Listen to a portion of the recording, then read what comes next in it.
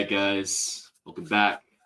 It's That White podcasts about animation, labor, and really everything in between. I got a really special guest with us today. She's a dynamite comedian. Seen her all over LA headlining. She's just been back from Edinburgh Fringe Festival. She's written for Cusper Mag, and most importantly for our purposes, Robot Chicken. It's none other than Ellory Smith. What's good? Hi, thank you for having me. This is so fun. For sure, for sure. How have you been? I've been good. I mean, obviously, I think animation is in a really weird spot right now. So I'm loving the topic of the podcast. I'm like, it's never been more relevant.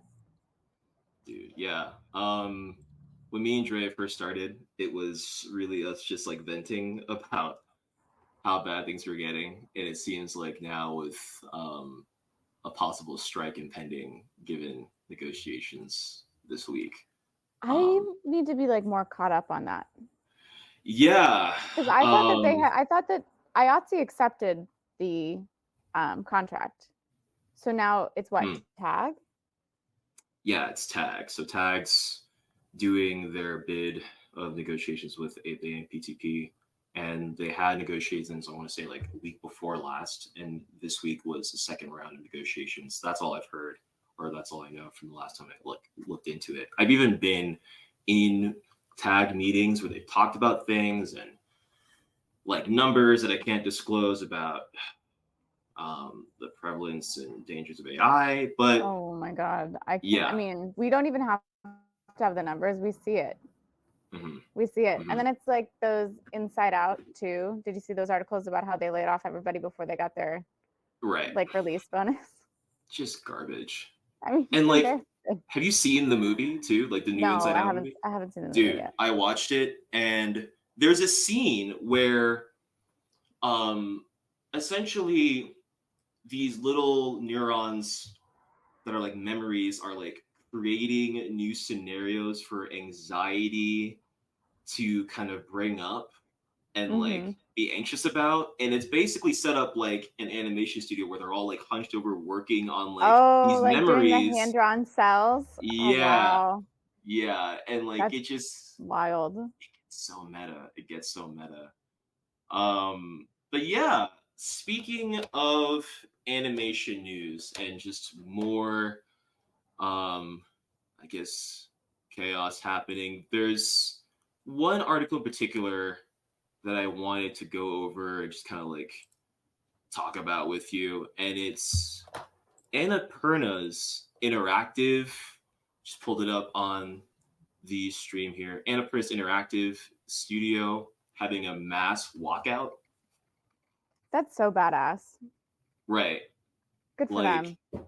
We need that kind of energy. What's crazy is this is the first time I heard about this story was in your notes doc. It didn't cross my desk at all, which is bananas. I'm like, this is like huge labor news. Yeah. I mean, just the amount of like worker strife in certain pockets of entertainment, but specifically animation, that gets like kind of like it gets reported on, but not to the point where a lot of people are talking about it is bizarre to me. You know? I mean, I think that's true. Like animation news in general, it's like it's seen as like a real niche, and so the news tends to spread less far. But this is like a really interesting like worker solidarity moment. Right. So I'll just read through this real quick. So yeah, Annapurna's Entertainment Interactive entire staff resigned en masse after a dispute with Megan Ellison, who I guess we'll get into later. In one of the more bizarre studio meltdowns of 2024, video game studio Annapurna Interactive found itself without any employees last week after its entire workforce of 25 people resigned from their job en masse. The company, part of film and TV production company Annapurna, is operated by Megan Ellison, brother of David Ellison. Now, just side note, when I first read this, a part of me was like, are they dead naming? Like, what's going on? Like, are they misgendering this person? Like, I was kind of confused reading it. I was like, what's happening there? It's like a weird moment that I had to myself. But that's we could put that on the shelf for later. But yeah, so brother David Ellison, whose Skydance Media is in the process of Yeah. acquiring Paramount. That's a whole. That's a whole other discussion. They like inherited a bunch of money from their father, and they both used it on movie studios. Which I actually, at my heart, I'm like, that's not the worst thing that you could do with $1 billion. I'm like, sure. Actually, I think being a patron of the arts is very important. And I'm like, if you're a billionaire, you should either be investing in art or you should be building railroads. Just take it back to like turn of the century. Like they used to do, you know? Build something good. Now it's like, I don't even know what people with money do now. They run like tech companies, I guess. Yeah, they blow it literally. Yeah, they literally blow to the ether, right? Yeah. You know. Yeah. Oh my god. I feel like if they like, what was it? Well, I was just gonna ask, like, what was the impetus of the walkout? Like, what was so bad about the negotiation? Basically a dispute with Ellison. Yeah. So it was like a personal thing. Like probably from what I remember from reading the article was like they had a dispute over how they were going to make a separate studio for Annapurna Interactive and how that was going to come about. But yeah, we can dive into that because later on in the. I mean, if 25 people walk out, I feel like it's personal. Oh yeah, it's probably more than just whatever it is on the paper. I mean, if you have a shitty boss, you just don't vibe with them, like whatever reason. It's the worst. Yeah, it's also like a very mediocre job can be made fun by a good boss, and the same job with a bad boss will be like torture, like truly the worst. Or even a good job made bad by a bad boss is like really fundamentally shifting. Yeah. Having to go in every day and be like, yeah, and work with somebody who's just like, yeah. We can get to that off mic. Yeah, no, literally, I'm like, I'm on mic, but yeah, I definitely understand. For sure. But yeah, so Skydance Media is in the process of acquiring Paramount and daughter of Oracle co-founder Larry Ellison, who recently. Oh, I didn't realize they were the Oracle kids. Yeah.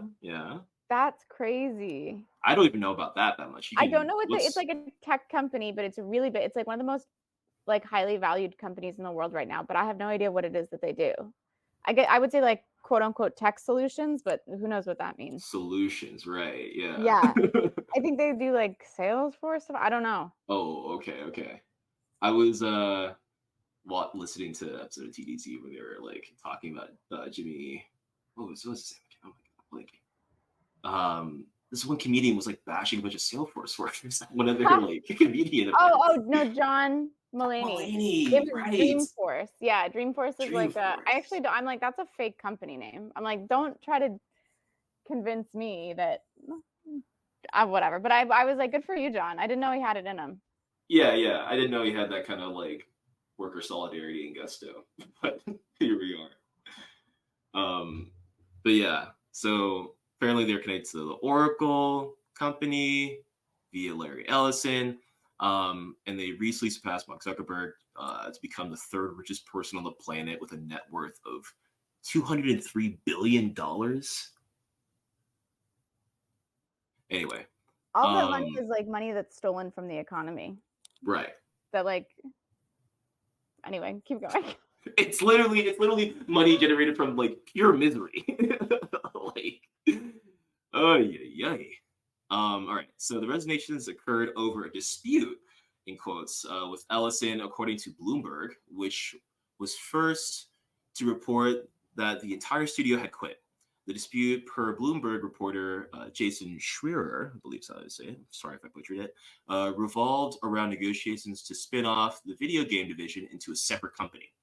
When the two sides couldn't reach an agreement, Ellison pulled out of the talks, which led to the studio's employees all leaving. So yeah. Wow. Kind of just there. Yeah. It's a small team though.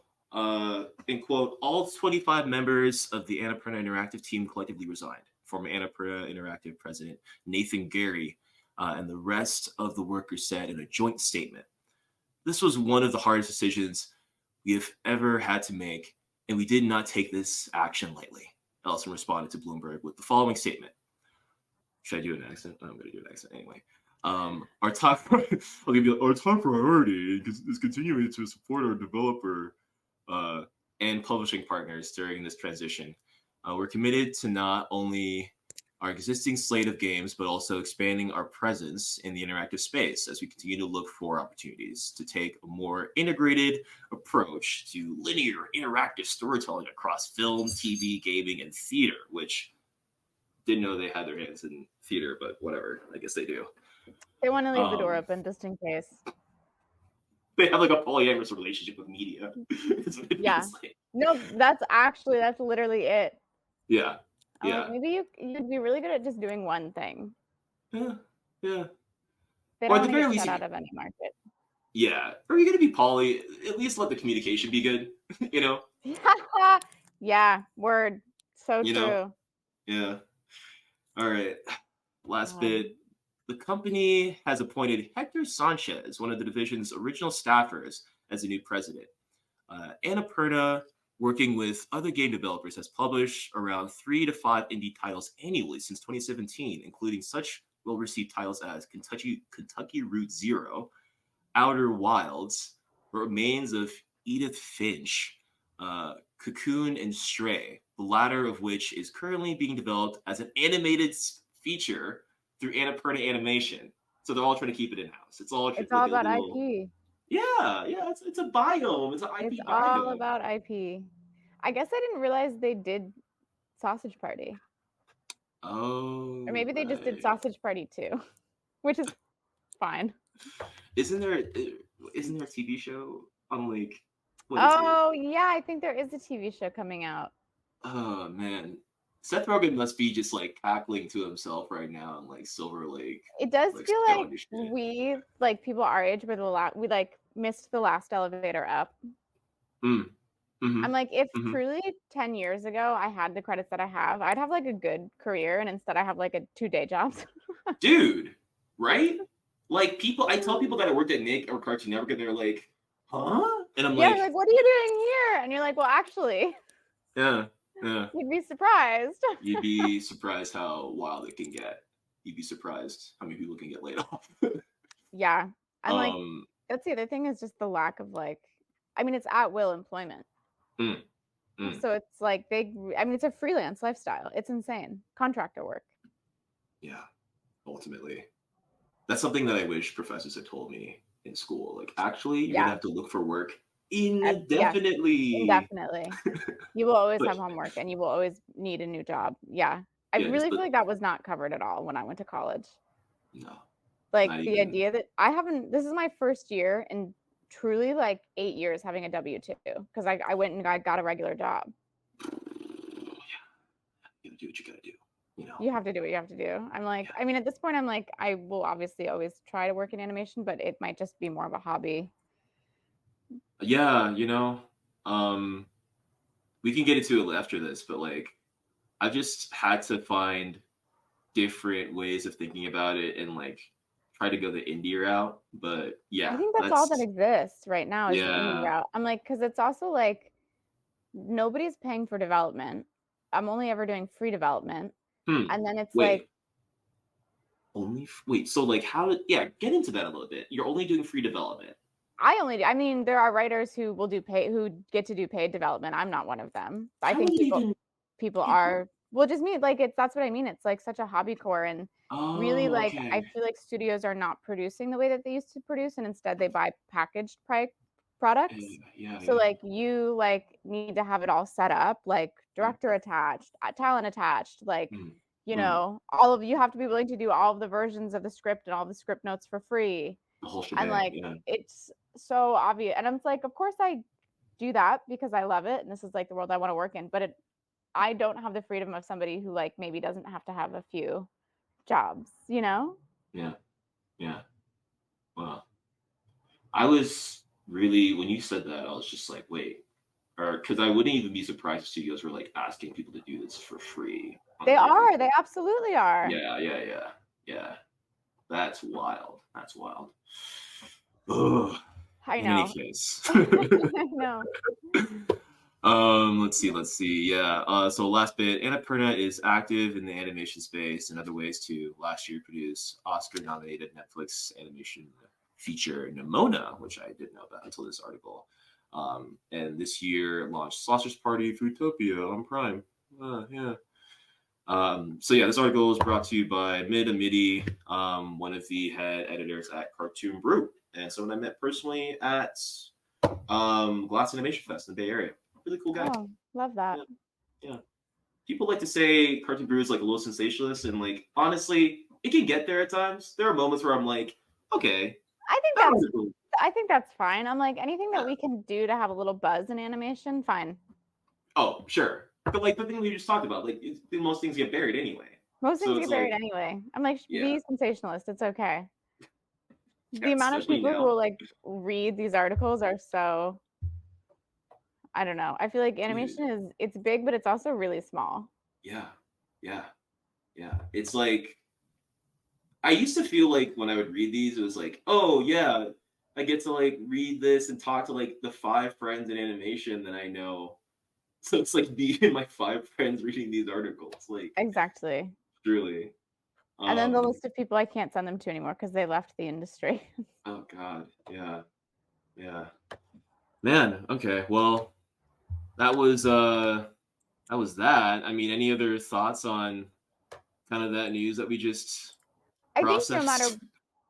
I think because obviously the industry is in a really tough spot, and because of that, there are people who want to just sort of like do anything the studios ask or like, hold on to the few jobs that exist.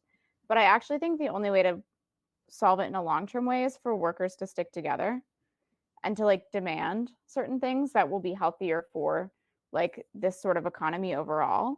Mm, And it's like if we keep letting studios, and I'm using studios as like a placeholder for like wherever the power is, right? Like not like upper level people, like mm, high, like CEOs of entertainment companies.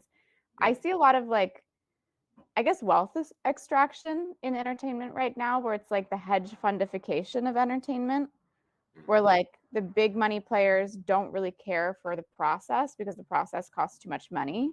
Right. So they're like cutting labor out at every turn, which will ultimately like force this entertainment economy to collapse because there's nothing holding it up, and like the products that come out like aren't going to be good. And so I'm like, I see everybody putting their eggs in the AI basket, and I'm like, I think that AI is sort of like a false flag. I don't think it's going to work, at least not the way that we anticipate it to.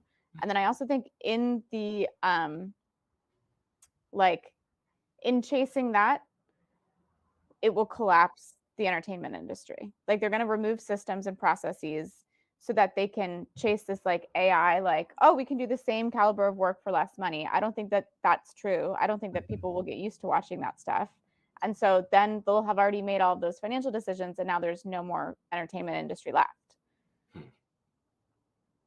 And it's interesting to think of a world where the entertainment industry isn't present to at least have little moments to like speak truth to power when it can, when it's permitted, and Yeah, the but I think like parameters it that's the has. role of the indie space now.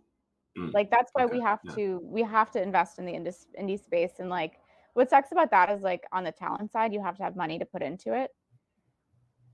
But I mean, as long as we keep like making stuff, that's where we can speak truth to power. Dude, yeah. I mean, it makes me think of like I hosted a open mic with my friend out here in Vegas, Jorge, and it was like one of the first times where I was like, oh, I can see myself like just settling down here and making some sort of community and some sort of like network of resources with people out here, and I don't need Hollywood or any sort of like larger system to like validate Fuck that. yeah, Yeah, exactly. yeah. Exactly. People get so like LA pilled where it's like I have to be here to do anything, and it's like no, you don't. You just all you need is like a group of people whose work you like, who you like to be around and make things with. Mm, yeah, exactly. Speaking of making things and being around people making things, let's get into your whole backstory with animation and like what you were making. Mainly, I'm wondering how you got into animation writing for animation in general? Like, what were the first like kind of meetings, or was it like a comedy show, or like how did that come about? I was always really into cartoons growing up. I wasn't really allowed to watch cartoons, which is funny. Yeah. My mom was like really weird about I guess she thought that cartoons were like stupid. I don't know. I think she was thinking like Tom and Jerry, but she didn't know. Anyway, but because of that I became like really addicted to Cartoon Network. And so I watched a ton of cartoons anywhere I could get them. And I was like just enamored. I love animation. I love cartoons.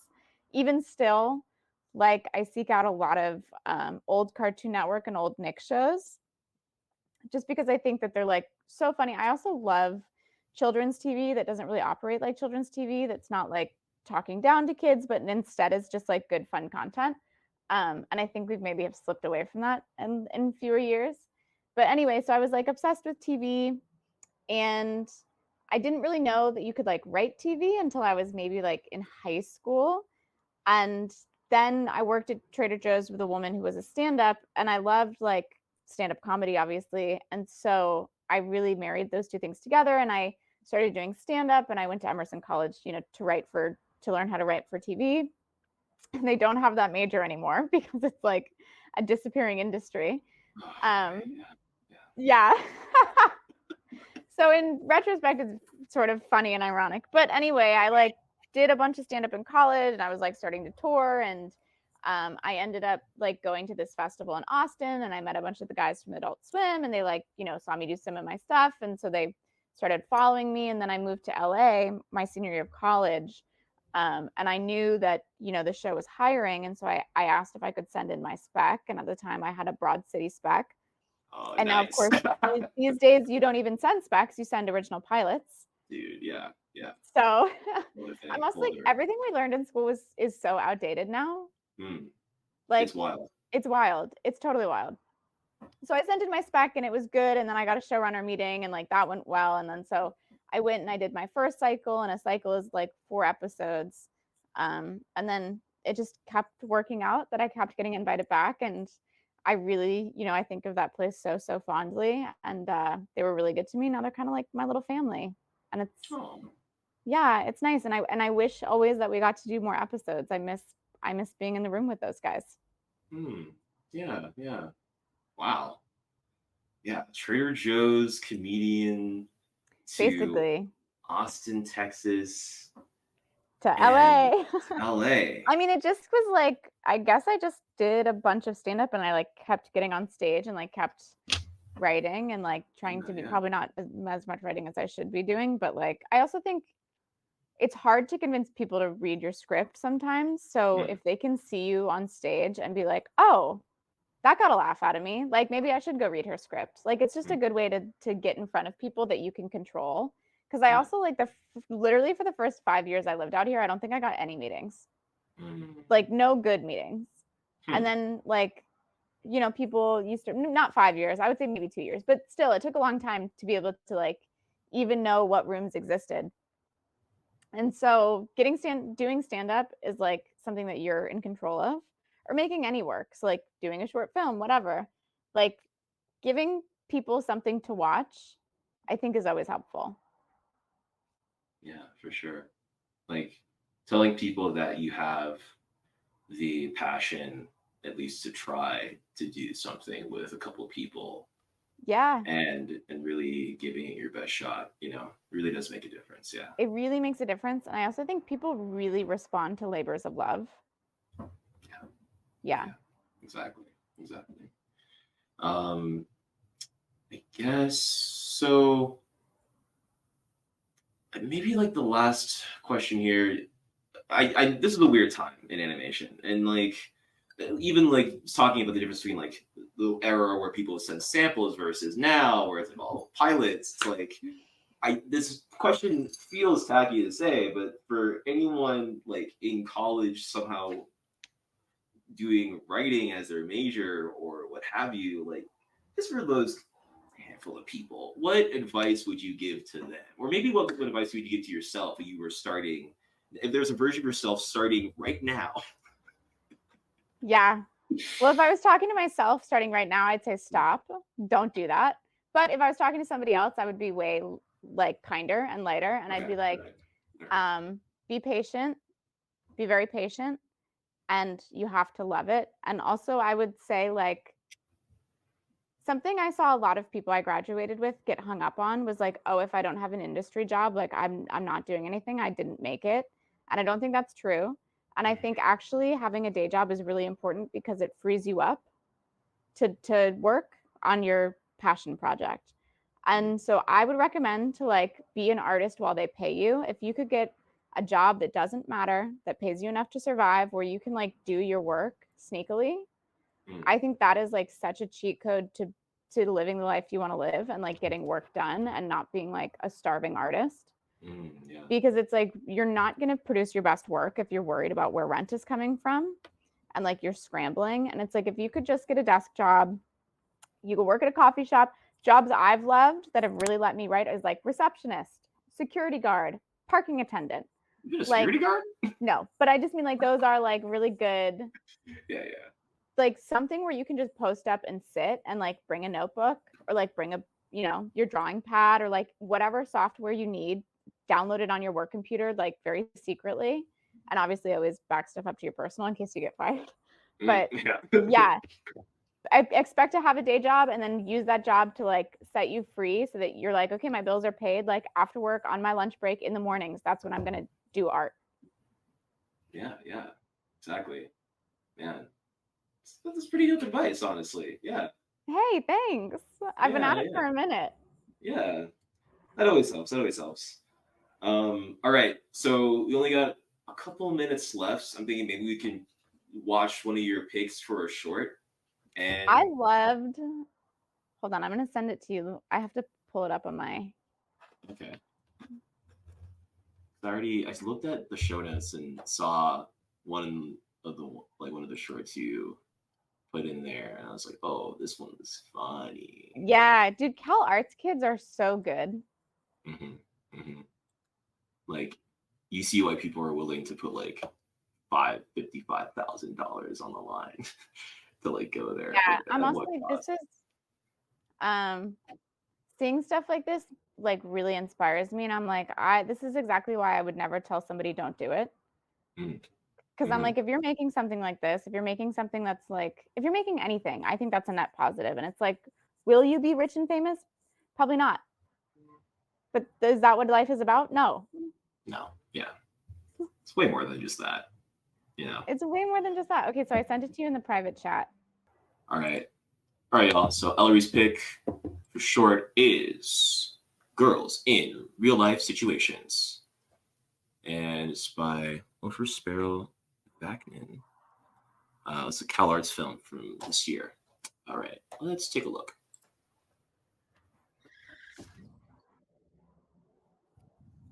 Okay, enough. Get out. Second. Shush. I have fun at work or whatever.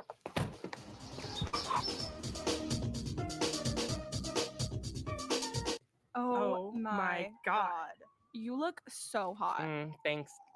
Is that a new perfume? Yeah, I just sprayed a bunch of my mom's all over me. It's a floral, woody de parfum with a hint of musk. Classy. You guys, it's our last first day of middle school. We like need to celebrate. We should smoke this cigarette I just stole from my sister. We're gonna look so cool. You guys, Oh my God. guys, we celebrate when we get the table. Wait, what table? Are you serious right now? This lunch table is like really goddamn important, Jane. It's like only been sat on by the coolest 8th graders for generations. Whatever, I just can't sit by the pond again. To the bathroom, and it smells like fucking mango again. You gonna finish that PB&J? All right, here's the plan. Lexi and I have geometry before lunch. No chewing gum in class, no phones, none of that Abercrombie and Fitch body spray. It strikes up my allergies. I'm talking to you, ladies. Did you hear that? Ew.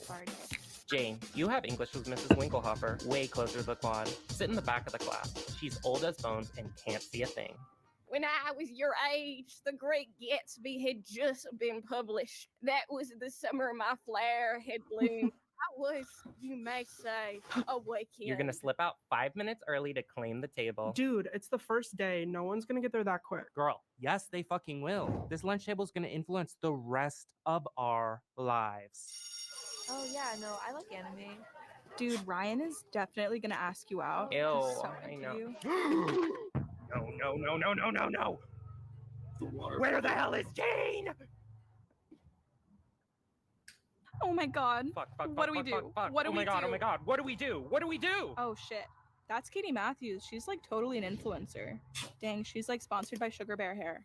Okay, you know what? I'm gonna go talk to her girl to girl. She'll get it. Hi, girls.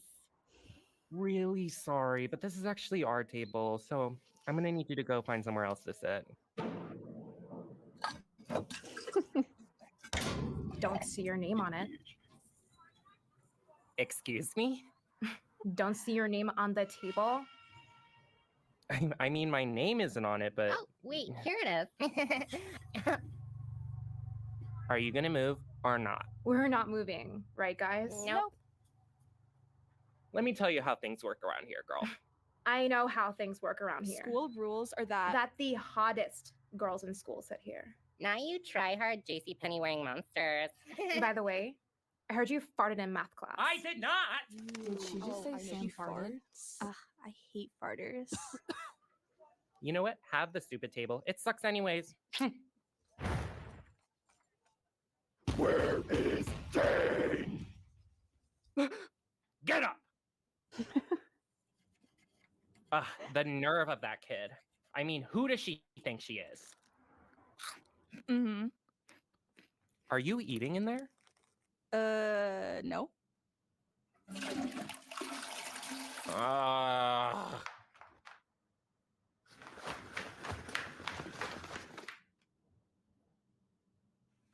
Wait, is it Katie with an IE or a Y? Why? Brad is so cute. Graham is definitely his color. I'm sorry, but is like seniority even a fucking thing anymore? Ugh. Hey, we're sitting here!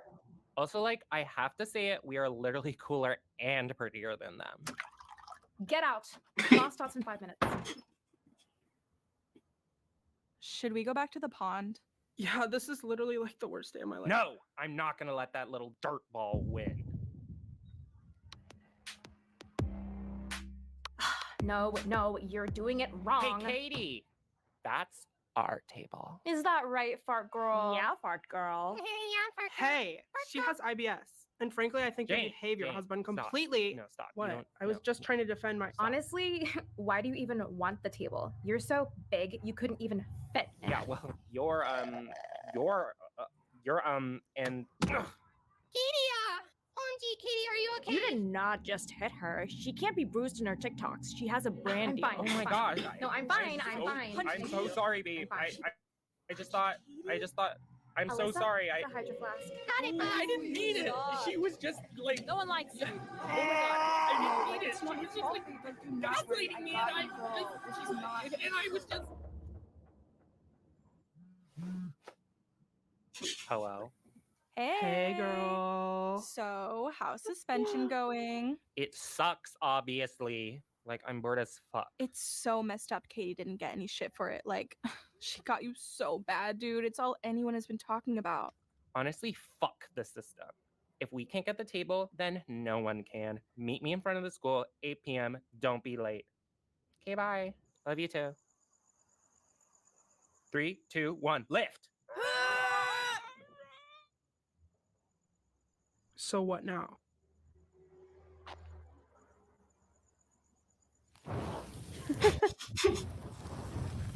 Oh man. Oh man, this is really I bad. think I need to call my mom. Sit on that, bitches. God, so fucking good. So funny. Yeah. And like the Hydro Flask bit, like Dude, the Hydro Flask killed me because I was like, I nanny for like middle schoolers, and I was Yeah, like, that is so. They all have those fucking water bottles, dude. oh my god. The fucking like 2-gallon Dude, metal flask. that was so. It also feels like it feels like reminiscent of stuff I grew up with, right? Like the most popular girls in school, and it also really reminded me of Recess, like the Ashleys. But I was like, it feels so modern too. Like the influencer stuff, the water bottle stuff. The brand deal. Yeah. You can't get The brand pushed for the deal. brand Don't deal. miss her face. Oh, Oh my god. really fun. Truly, truly. Like first time I watched it, I was like, "Oh, this person needs a show." And I know. See, that's what I was thinking. I was like, I'm surprised that this hasn't been. I mean, maybe it is, and we just don't know. But I'm like, you could so easily develop this into like a really fun. Like that's exactly the kind of thing I want to be writing. yeah, yeah. Maybe someday. I think I don't know. My whole outlook on what might happen with the strikes is like either people start doing things independently and making better content, better art, or We're also content pilled though. surely, or the studios finally respect artists the way that they need to be respected. I don't think that's gonna happen. So I think it'll probably be the first one. Probably the former. In any case, Ellery, it's been fun hanging out. Do you have anything Thank to you for plug? having me. This was so fun. I have shows in LA. I don't have anything too big to plug right now. You know, hopefully I'll be working on something interesting soon. Fingers crossed. Pray for me. We will be. All right, Ellery. Well, this is fun having you around. For everyone on the tubes, follow, subscribe, follow Ellery on social media. And yeah, we will see you later. Hopefully, Dre will be feeling better. Thoughts and prayers to Dre. Yeah, I would love to do it again. Definitely. Awesome. All Okay, right, take it easy. Thanks, you too. Bye.